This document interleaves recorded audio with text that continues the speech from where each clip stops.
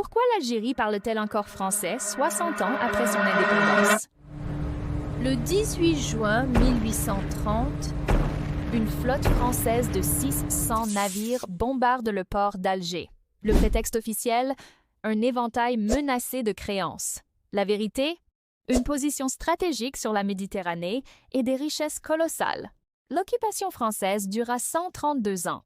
1700 écoles primaires, 108 lycées et 4 universités furent construits.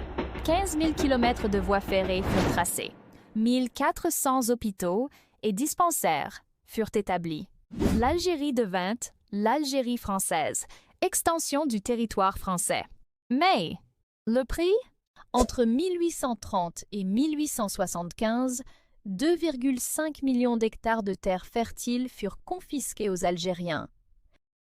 Les propriétaires furent contraints de migrer vers des terres arides. 10 000 villages furent incendiés.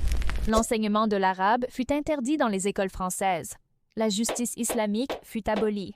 La nationalité française fut retirée aux Algériens musulmans par la loi de 1865. Le Code de l'indigénat de 1881 interdit à l'Algérien de voyager sans autorisation.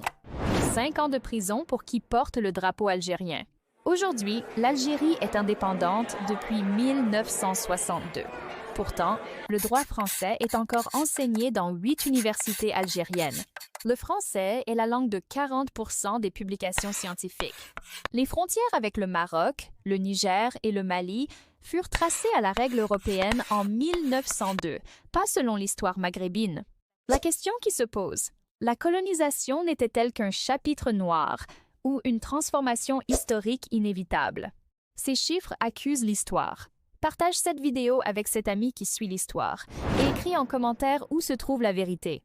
Plus la discussion grandit, plus l'information atteint de monde. Peut-on séparer la modernisation de la colonisation? Ou la modernisation n'était-elle qu'un voile pour le pillage? La vérité est dans les commentaires.